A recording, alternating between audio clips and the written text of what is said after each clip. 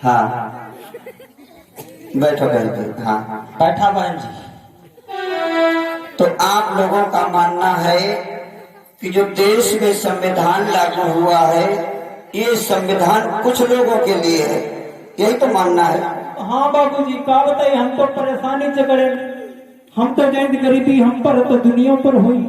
हाँ अरे नहीं नहीं, ऐसी बात नहीं है, गरीब कोई नहीं है। इस संविधान में लिखा है समता न्यायता बंधुता सबको बराबर का हक है। तो सुनो सुनो, मैं तुम्हें बताता हूँ। बताओ। और जब तुम्हारे घर शासक लोग वोट मांगने आए तो उनको बताना संविधान में तुम्हारा अधिकार कहाँ लिखा है, बताना। और असमर्थ बूढ़े बीमार हित, और असमर्थ बूढ़े बीमार हित, और राज करे उपबंध।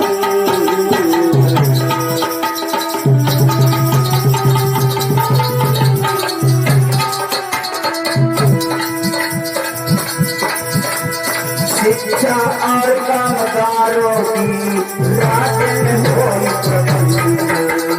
शिक्षा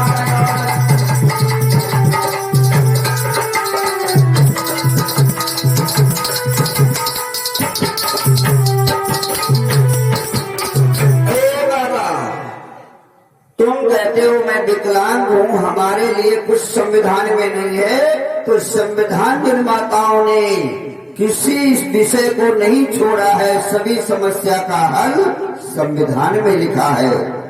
भारत के संविधान में अनुच्छेद 41 में आप जैसे लोगों के लिए उपबंध है, कहा गया है जो शासन व्यवस्था में सरकार में संवैधानिक पदों पर जो लोग होंगे उनकी जिम्मेदारी बनती है कि हमारे देश प्रदेश में गांव नगर पंचायत में अगर आप जैसा कोई है बूढ़ा बीमार असमर्थ और अपंग यानी जैसे कि आप हैं, तो आपके लिए सरकार की जिम्मेदारी बनती है उसका भरण पोषण सरकार उठाए। आप अभी तक ये बात नहीं जानते थे? बाबूजी जान पाए, एक दिन प्रधान से बताइए ना। हाँ हाँ फिर बताएगा डराई देना। अरे इसमें डरने की बात नहीं है भाई, एक संविधान में तुम्हारा हक है, अगर तुम्हारी कोई बात ना सुने, तुम्हें पेंशन ना दे, दवा के लिए पैसे तुम्हें सरकार ना दे, तो तुम कोर्ट में जा सकते हो, उसके खिलाफ कार्रवाई कर सकते हो।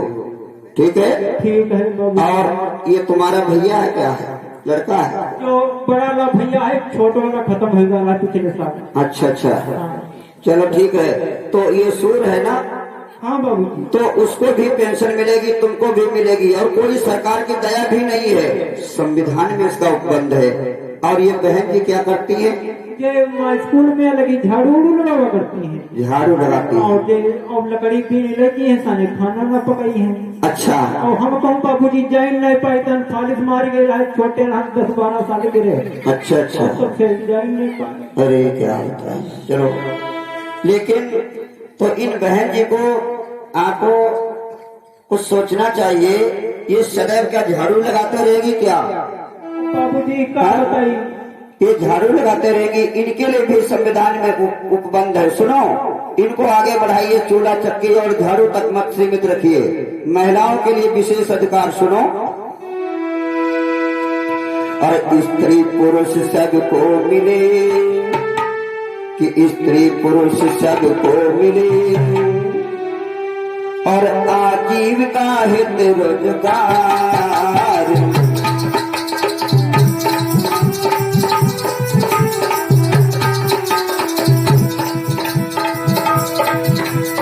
स्त्री पुरुष सबको मिले, आजीविका हित रोजगार हो भैया। संपादन सामूहिक हो, बांट मिले अधिकार।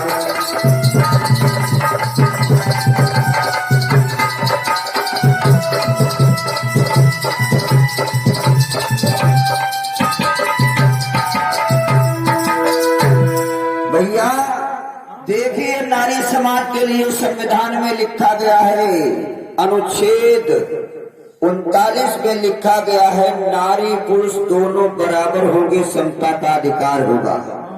कोई भी बहन किसी विभाग में नौकरी कर सकती है, कोई चुनाव लड़ सकती है, चाहे वो नीची जात की हो ऊंची जात की हो, इससे कोई लेना देना नहीं है।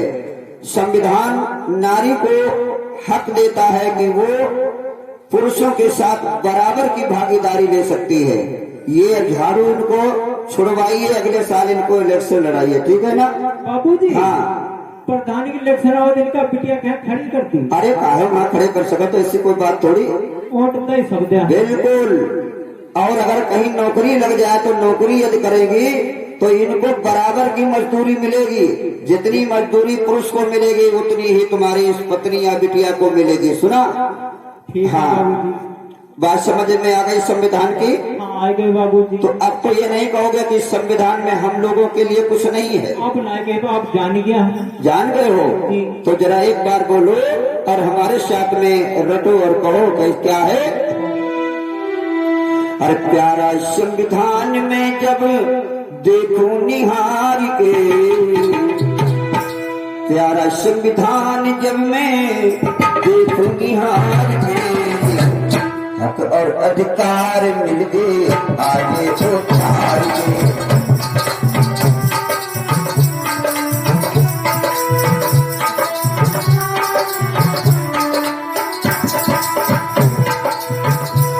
प्यारा संविधान जब मैं देखूं निहार के, प्यारा संविधान जब मैं देखूं निहार के, हक और अधिकार मिल गए सारे बाहर के।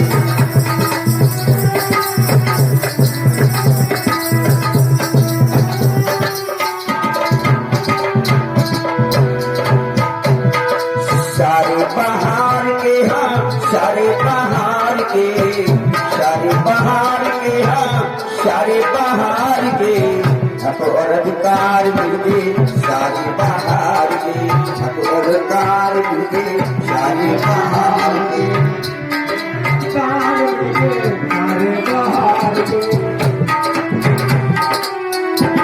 सारे बहार।